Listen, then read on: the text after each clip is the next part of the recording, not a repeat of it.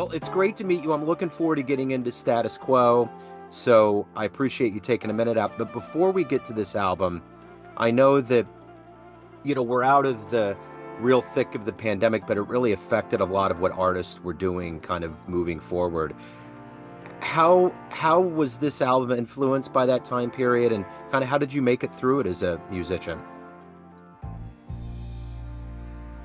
Yeah, at the time when the COVID happened, so I was in the city because here I'm upstate, okay, so I was in my apartment in New York and I was working more on music production, so I was in my computer all the time. Prior doing this album, most of my music was in a different style of music. I was doing electronic music, so I was spending just a lot of time on the computer doing production, mixing, engineering songs, and I was releasing songs through a music label um that was in the what we call EDM, electronic dance music world.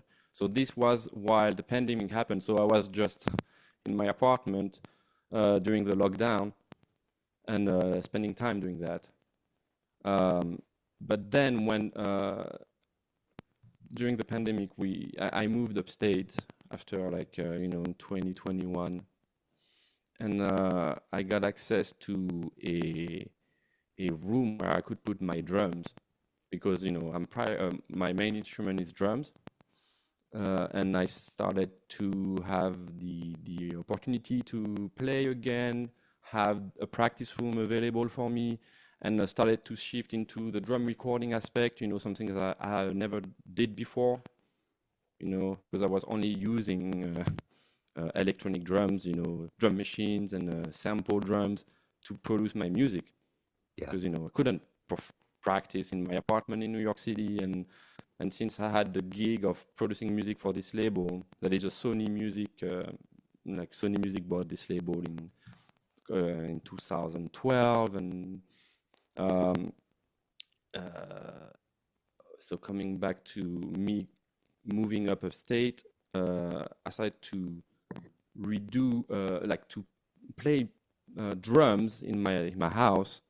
And then I had the idea of saying, okay, now that I have access to record the drums and learning how to do this engineering of the drums, acoustic drums, I'm like, okay, now it's time for me to do something that I always wanted to do, like is a um, jazz, funk, or anything that I like, and to have like real players. Mm.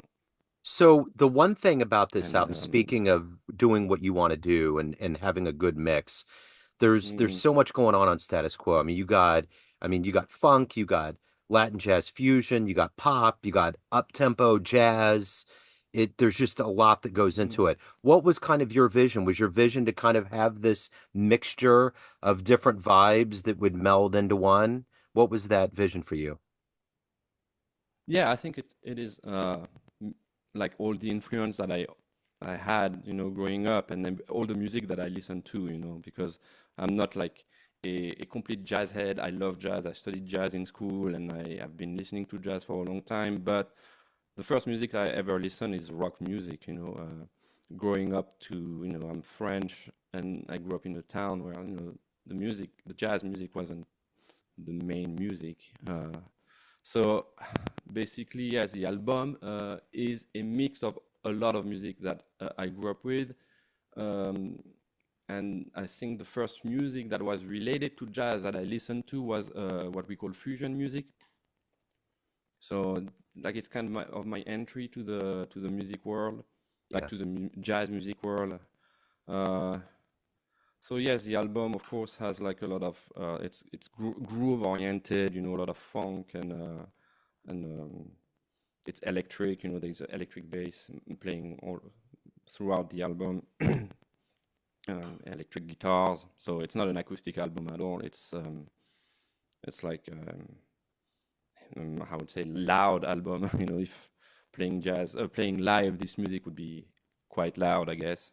Yeah. So take me back to the beginnings of this music journey for you to understand all of these elements that are a part of your sound. Where were you born and raised? and how did music become the career that you have now? So I'm born in France. I'm born in the Champagne region, that is northeast. It's not too far from Belgium, and I started playing classical percussions. So my first, I mean, learning was classical music, Yeah. and was percussion. Playing timpani, marimba, vibraphone, and I had a little bit of drumming too on the side, playing quite basic drums, like rock beats. But the focus was more on, orchestra or classical percussions ensemble. Uh, and on the side, listening to music, I was just listening to pop rock, like maybe Beatles or stuff that was on the radio. And I think my first album I bought was Queen.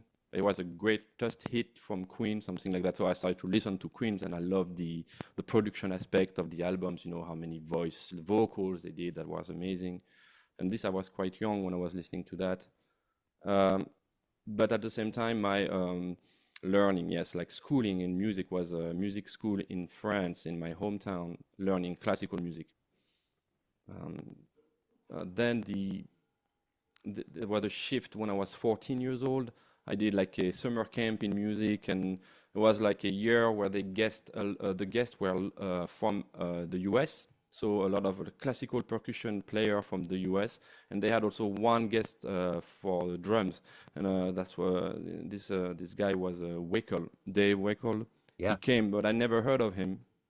I was just coming to see the master class. I sat down and I kind of like had a little, shock of like, wow, we can play drums like that. Where does that come from? And I started to really, it changed my world, because I really dropped the idea of becoming a classical percussion player. Yeah. Because, I wanted to go in an orchestra, philharmonic, and play timpani and play classical music. But when I saw that, I'm like, wow, like this is an amazing aspect of the music that I didn't know. Playing freely, like playing like just some drumming, like vocabulary that I never heard. And of course, when I dig where it was coming from, I just understood it was coming from jazz. Yeah. So, what was the first live show that you saw, whether it was more drummer centric or just in general, that just kind of blew you away, inspired you for how you were gonna approach music? A live show, I mean, because this was a master class when I saw Wakel, so it wasn't like Yeah. him playing with musicians. Yeah. So it was important for me. But after I saw, of course, uh, like I think one of the live show, like a band that I saw that really, uh, how can I say, influenced me and started to really make me love this music, was maybe a band called Sixon. Yeah. That is a French band, and they are like a fusion band with roots from like funk, African music. The drummer, that is somebody that I really, really love too. Like it's somebody that I saw in Paris when I was in Paris playing a lot, called Paco Seri. Yeah. That is a drummer who played with Joe Zawinul a lot. Was like one of the a monster when I saw him perform. So those shows, I started to see that when I was like maybe 16 years old.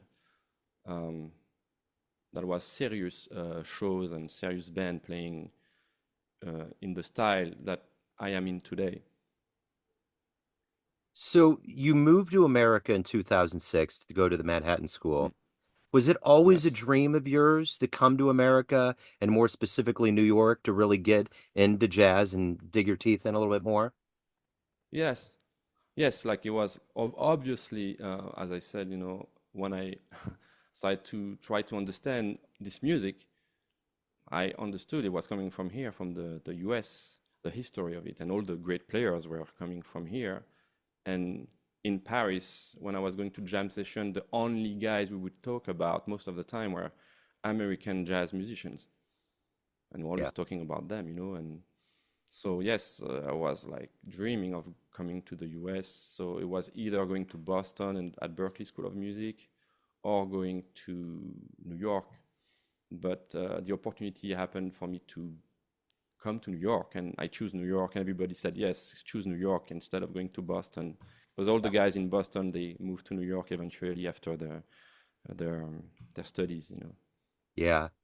So speaking of dreams, what was the stage that you finally played on in New York that you always dreamed you would have the opportunity to be on? And when you were there, you were like, I can't believe this is happening. Mhm.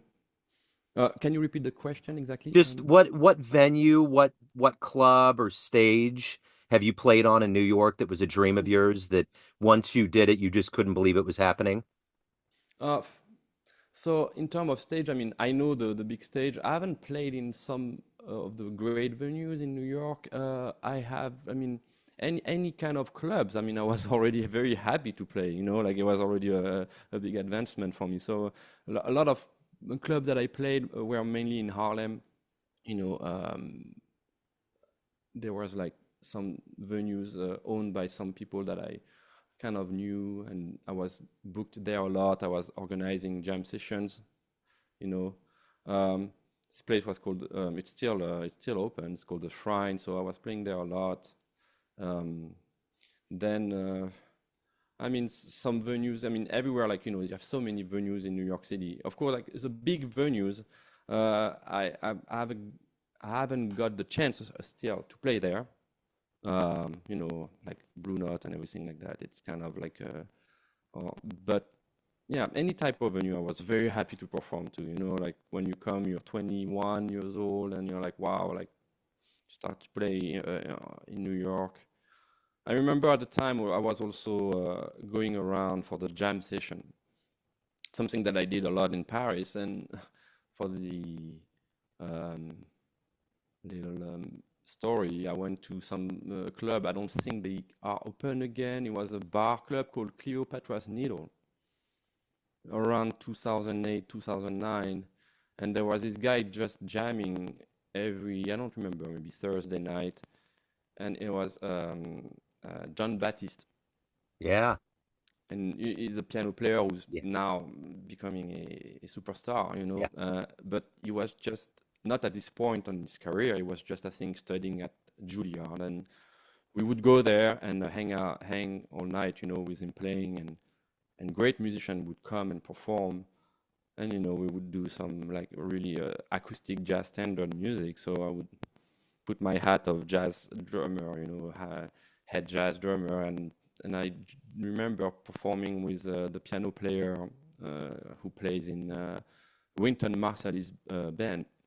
He came to jam, and I was sitting on the drums, and I started to play. I'm like, all right, so this is some like guys who wants to play straight ahead jazz, and I started to play. But he at the end of the song, he comes to me, he shakes my hand. I'm like, all right, my job was done. I did good. He's happy. He was, and I remember this moment. And I said, wow, New York City, you can just come and perform and jam. I mean, like with people like that, and it's a great experience, you know, because You, it's it's interesting that he was kind of the soundtrack of that movie Soul that Disney put out. And I just keep thinking about that right. that character with the way you're describing it, like in the beginning, just in the club, hitting the keys, trying to make his mark, and now it's certainly has Hmm. grown into something bigger. So let me ask you this. What is the motivation for you every day to wake up and do and to create music? What do you look forward to the most as a professional musician? Hmm. I think the love of my instrument is the first thing. Yeah. I really love drums. I I practice as much as I can. When I have free time, I just play.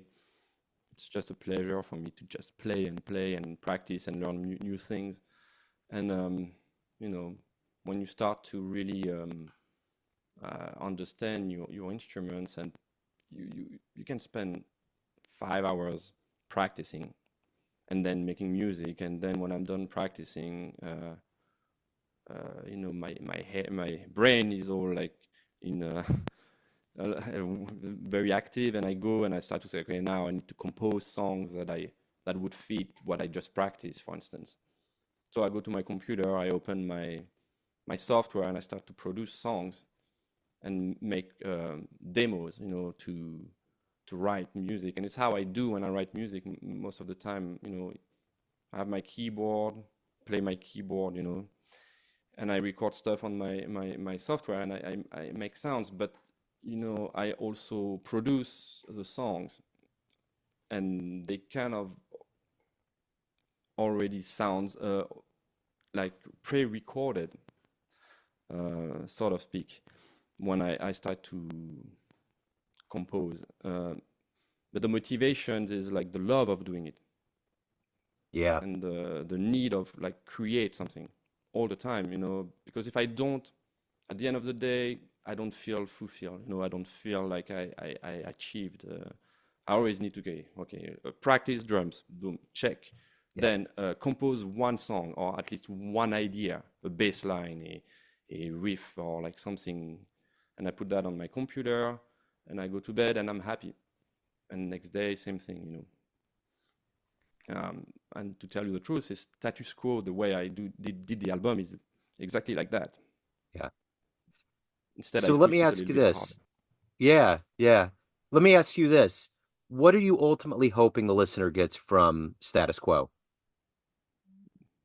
Are fun. I mean, it's an easy listening album. It's not too complex in terms of like metrics or harmony. I mean, there's some moments where it's a little bit, you know, uh, I would say, there's some weird harmonies, but it's not like that most of the time. It's blues, it's funk, it's Latin, as you described at the beginning. So I guess it's a sense of like funk and good vibe, good feel.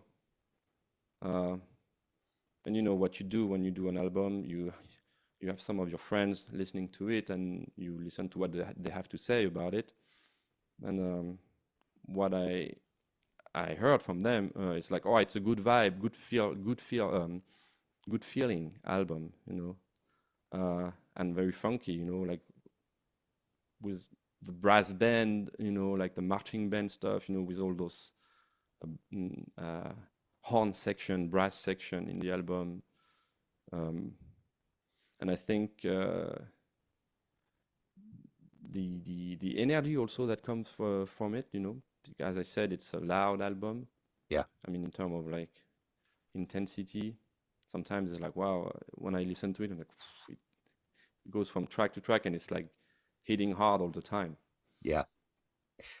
So at the end of the day, everyone out there has a perception of you, your family, friends, all of the fans that you have, everyone that plays on the bandstand, but you Hmm. run the show. What's your perception of you? Who do you think you are? Oh, it's hard. I mean, hmm, um, you know, it would depend, but most of the time, yes, I think I'm uh, motivated, self-driven in terms like, when I was telling you about the love of the instruments, for instance, I'm very dedicated to that. So there's not one day I don't spend uh, without my drums, And if I don't, I take a pad and I practice my pad. But so yeah, the passion for the music and the drums. So I would say this is how I would see who I am, and this is since I'm 15 years old, so I haven't changed. It's always been like that. So if you take somebody from high school and he meets me today, he remembers me, but I haven't seen him in 12 years, 13 years, he comes to me and said, oh, so what you doing? Yeah, same. Oh, you still playing drums? Yeah, I'm playing drums still, always. So, consistency on that thing. Yeah. So if anyone wants to pick up a copy of Status Quo, catch you live, any of the news in your world, where do they Mm. go? So, I would release for now Status Quo in streaming yeah, it would be only on streaming. I'm not doing hard copies or CDs right now. So it would be like any platforms, you know, Spotify, YouTube, iTunes, and in terms of live, I'm looking to make a team to play this music because it's not easy because there is so many elements into it. You know, it's not like I'm playing a trio here. I'm playing. If I have to put the live, the band for live, it would be at least 6, 7 people, and it requires a little bit of you know.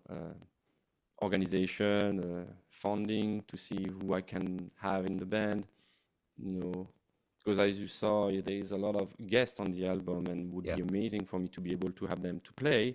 But Randy Brecker, who's on the album, you know, he's not young anymore. You know, he played so much, so like take him on a tour, I think would be quite hard to have him.